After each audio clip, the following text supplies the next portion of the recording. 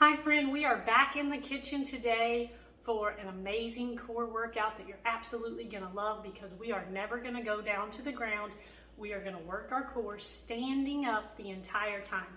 So you're gonna enjoy this workout, but first you need to press pause, do a quick warm up, grab a water bottle or something to give yourself a little extra resistance today.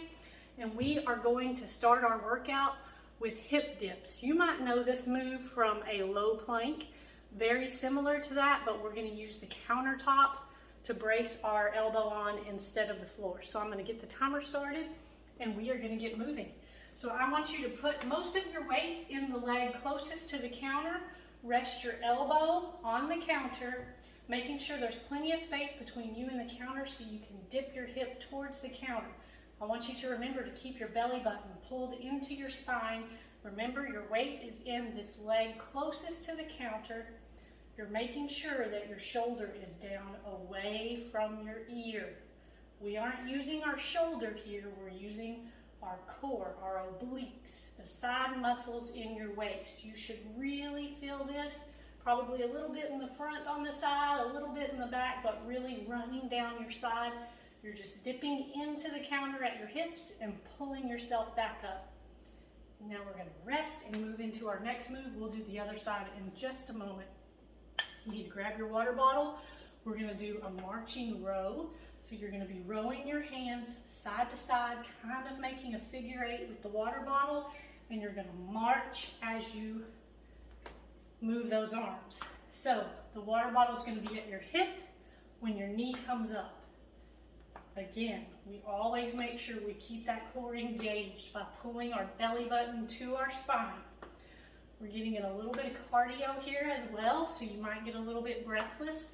That's totally fine. Just make sure you're breathing through the move, and as you lift your knee, you're exhaling, taking a breath as you bring your leg down.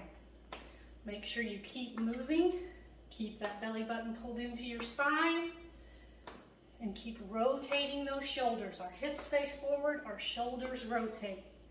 And rest. Going back to the hip dips, opposite sides. So just reverse, do the opposite side. I'm going to show you from the side view this time. I'm putting all of my weight in this leg closest to the counter. Elbow on the countertop. Strong, straight, flat back. Dipping my hip, not my shoulder, keeping my shoulder pulled down away from my ear. I'm dipping my hip into the counter and using my obliques to pull my body back up, to straighten that spine and make a long straight line from the top of my head all the way down to the foot that I'm bracing myself with on the floor. We always want to remember to keep that core engaged and to work all sides of our core. And we do that by moves like this, working our oblique muscles and not just the front and back of our core. Got a few more seconds here and rest. Our next move, you're going to need the water bottle again, so go ahead and grab that. We're going to do half of these on one side and then I'll tell you to switch to the other side. These are called wood chop. It's a wood chop move, so feet hip width apart, soft knees. We never want to lock out our knees. We're going to start the water bottle at one hip and we're going to rotate up to our other shoulder. As you can see, my shoulders are rotating, my hips are staying forward. As I bring the water bottle down, I'm crunching my shoulder to my opposite hip. Shoulder to opposite hip. Keeping that belly button pulled into my spine. Really engaging my core as I crunch forward. We're going to switch sides. So you're just going to rotate that water bottle down to your opposite hip. I'm going to show you from the side view. Got my soft knees and I'm rotating up to my shoulder. My hips always stay square to the front. My shoulders are what are rotating. Shoulder to hip. Shoulder to hip.